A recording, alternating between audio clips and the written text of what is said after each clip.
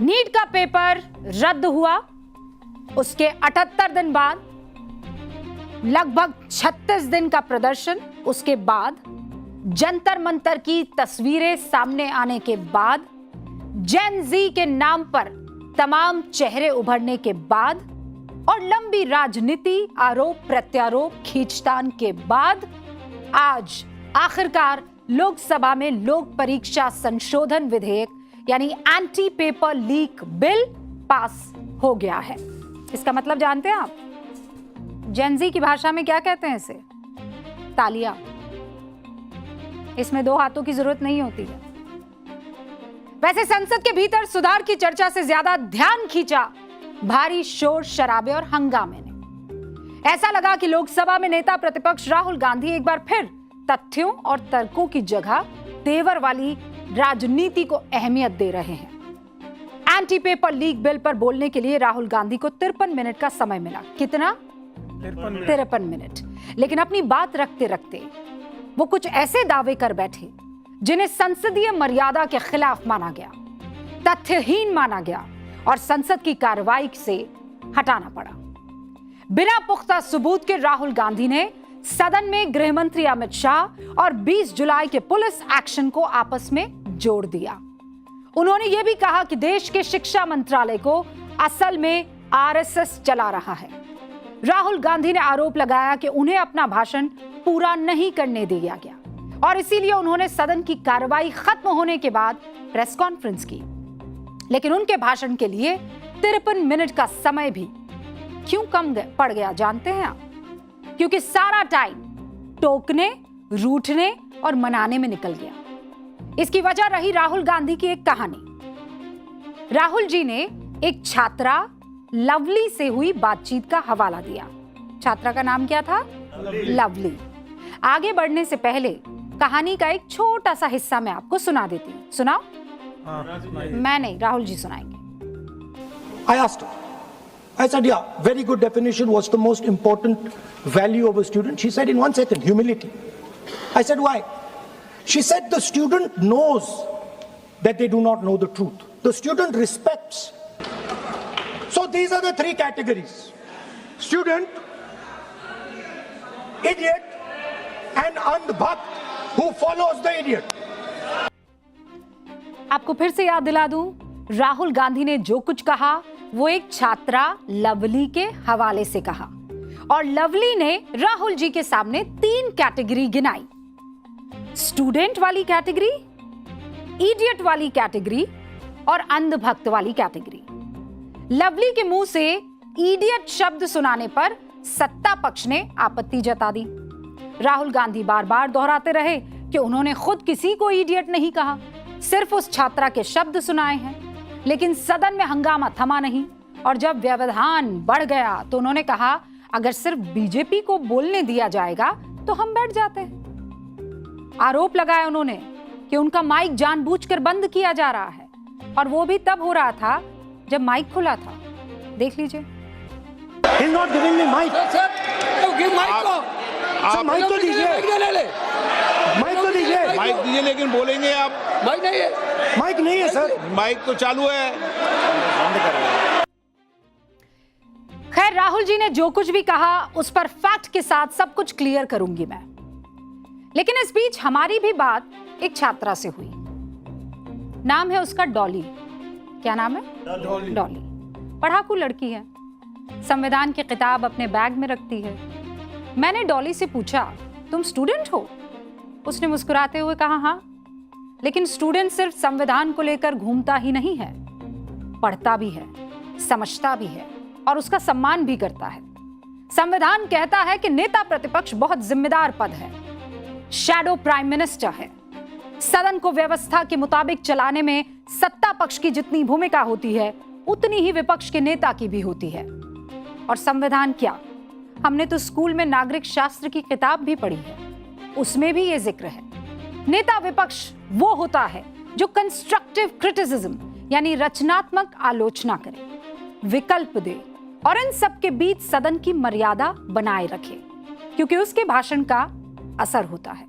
लोग सुनते हैं, जनमत तैयार करते हैं। डॉली ने बातचीत के दौरान इस बात पर हैरानी जताई कि नेता प्रतिपक्ष सदन में इडियट शब्द बार बार क्यों दोहरा रहे हैं। ठीक है कि वो अपनी बात रखने के लिए किसी तीसरे का सहारा ले रहे हैं, लेकिन सदन की कार्रवाई में वो शब्द तो उन्हीं के मुंह से निकला ना। इस शब्द पर आपत्ति हुई ना, फिर वो कैसे बोल सकते हैं? और जब विपक्ष ने शोर किया तो नेता विपक्ष नाराज होकर बैठ गए। क्या यही जिम्मेदारी है? क्या यह संविधान की भावना है? डॉली यहीं नहीं रुकी, वो सिविल सर्विसेज की तैयारी करती है, संसद की कार्रवाई देखती है, कल के भाषण का भी हवाला देने लगी, सवाल करने लगी आईआईटी मद्रास के प्रोफेसर वी कामकोटी के बारे में क्या कहा गया। एक ऐसे वैज्ञानिक जो देश के स्वदेशी माइक्रो प्रोसेसर शक्ति बनाने वाली टीम को लीड कर चुके हैं। गौमूत्र पर उनके बयान पर वैज्ञानिक बहस हो सकती है, लेकिन उन्हें गौमूत्र एक्सपर्ट कहकर मजाक उड़ाना संवेदनहीनता नहीं तो और क्या है? देश के वैज्ञानिक का अपमान क्या संसद की गरिमा बढ़ाता है? डॉली ने जो आगे बात कही, ध्यान से सुनिएगा दोस्तों। उसने भी 3 श्रेणियां गिनाई आज। कहने लगी एक कैटेगरी में स्टूडेंट होता है जो संविधान पढ़ता है, सदन की मर्यादा समझता है, जिम्मेदारी निभाता है। दूसरी श्रेणी उन लोगों की होती है जो खुद को सबसे ज्ञानी समझता है, हर बात को कहानी के जरिए घुमा फिरा कर बोलता है और जब जवाब मांगा जाए तो रूठ कर बैठ जाता है।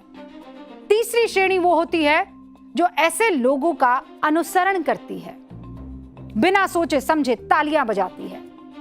डॉली ने मुस्कुराते हुए कहा, नेता विपक्ष या प्रमुख विपक्षी दल का काम बेहद जिम्मेदारी भरा है। वो सिर्फ विपक्ष की आवाज नहीं बल्कि लोकतंत्र का संतुलन है। अगर वो खुद असंसदीय भाषा का सहारा ले, वैज्ञानिकों का मजाक उड़ाए, सदन में आए, अपनी बात बोले, दूसरे की ना सुने या सुनने से पहले सदन छोड़कर चला जाए, तो कैसे चलेगा? और जेनजी डॉली ने नेता विपक्ष के लिए जिस शब्द का इस्तेमाल किया, जाहिर है हम यहां नहीं कहेंगे क्योंकि पाठशाला में भी कई शब्द वर्जित है, हम उनका इस्तेमाल नहीं कर सकते और ना करेंगे। लवली की कहानी राहुल गांधी ने सुनाई, डॉली की कहानी हमने सुनाई। फर्क सिर्फ इतना है कि डॉली ने संविधान का हवाला दिया, जिम्मेदारी का हवाला दिया और सदन की गरिमा का हवाला दिया। अब फैसला आपका, कौन सी कहानी ज्यादा सच के करीब है, मैं आप पर छोड़ती हूं। नेता विपक्ष कैसा होना चाहिए, इसके लिए आपको किसी रूल बुक को पढ़ने की जरूरत नहीं है। इसी लोकतंत्र ने, इसी संसद ने ऐसे ऐसे उदाहरण पेश किए हैं जो इस सवाल का बेहद खूबसूरती से जवाब देते हैं। 11 अप्रैल 1997 का दिन था। कांग्रेस पार्टी ने संयुक्त मोर्चा सरकार से अपना बाहरी समर्थन वापस ले लिया था। प्रधानमंत्री एचडी देवेगौड़ा ने लोकसभा में विश्वास मत पेश किया। सदन के नेता विपक्ष ने जो भाषण दिया वो कमाल का था। सिर्फ 1 मिनट का भाषण सुन लीजिए। कटाक्ष भी है, सौहार्द भी है। भाषण के दौरान पक्ष और विपक्ष दोनों की तालियां भी हैं, दोनों के ठहाके भी हैं, क्योंकि नेता विपक्ष अटल बिहारी वाजपेयी थे। आज राहुल गांधी को भी ये भाषण सुनना चाहिए। सुनेंगे? आदरणीय नरसिंह राव जी यहाँ बैठे हैं। मैं अगर एक घटना का उल्लेख करूं तो मैं समझता हूं कि वो उसको गलत नहीं समझेंगे। हम लोग कहीं दोपहर के भोजन पर थे, तो उस भोजन में, उस सरकारी भोजन था, उस भोजन में स्वीट डिश के रूप में तरबूज दिया गया था खाने के लिए, और तरबूज फीका था। तो इसकी किसी ने शिकायत की। नरसिंह राव जी के पास बैठने वाले किसी मित्र ने शिकायत की कि ये तरबूज क्यों दिया गया, ये फीका है, ये बेमौसम का है। तो अगर मेरे सुनने में गलती नहीं हुई तो नरसिंह राव जी ने कहा कि अगर बजट अधिवेशन में समर्थन वापस का प्रस्ताव आ सकता है तो हर मौसम में तरबूज क्यों नहीं आ सकता।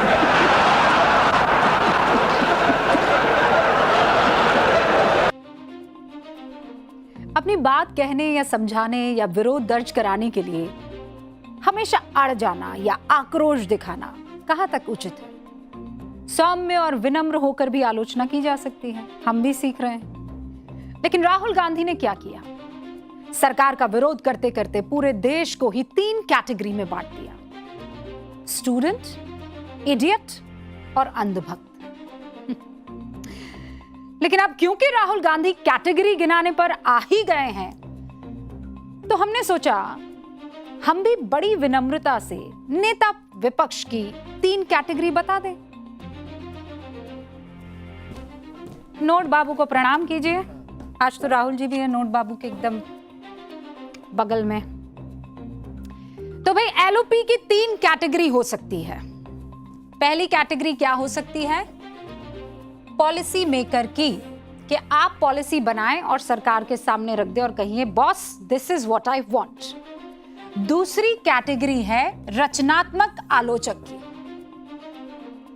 एक तो होता है कंस्ट्रक्टिव आलोचक, पॉलिसी मेकर जो सरकार की खामियां सामने लाए लेकिन ठोस सुझाव के साथ। एक होते हैं कंस्ट्रक्टिव क्रिटिक, जो सरकार की नीतियों की आलोचना तो करते हैं लेकिन तथ्यों, आंकड़ों और सबूतों के दम पर, और ऐसा कि सरकार बैकफुट पर आ जाए। और तीसरी कैटेगरी होती है परफॉर्मेंस आर्टिस्ट की, जिनका काम संसद के पटल पर बहस के बजाय सनसनी पैदा करना होता है, बिना सबूत के आरोप लगाना होता है, हेडलाइंस पर छा जाना होता है। ये 3 कैटेगरी है। अब तीनों में से तय करना है कि कौन सी कैटेगरी इस देश को चाहिए, एलओपी की। और एलओपी भी ये तय कर सकते हैं कि वो किस कैटेगरी में फिट होना चाहते हैं। राहुल गांधी ने अपनी प्रेस कॉन्फ्रेंस में, क्योंकि उसके बाद उन्होंने कहा कि बोलने का मौका नहीं है और ना दिया है, इन लोगों ने पक्षपात किया है, माइक बंद कर दिया है, तो मैं प्रेस कॉन्फ्रेंस करूंगा। आइए जरा सुनिए। प्रेस कॉन्फ्रेंस में गृह मंत्री अमित शाह पर उन्होंने गंभीर आरोप लगाए और कहा कि गृह मंत्री ने छात्रों पर गोली चलाने का आदेश दिया। उन्होंने छात्रों पर पैलेट गन से हमला करने की अनुमति दी। राहुल गांधी कह रहे हैं कि उन्होंने अपनी आंखों से गृह मंत्री अमित शाह को दिल्ली पुलिस के अफसरों से बात करते हुए देखा। सच्ची कह रहे हैं, सुनिए। When we were at Parliament House, I saw with my own eyes Amit Shah calling the police officers, Home Minister G on the phone. I saw it with my own eyes. I saw Jitendra Singh, the minister, getting call after call from Mr. Amit Shah. So he was pretty clear, he was aware of what was going on the street. Now, there are 2 possibilities. Possibility number 1 is he gave the order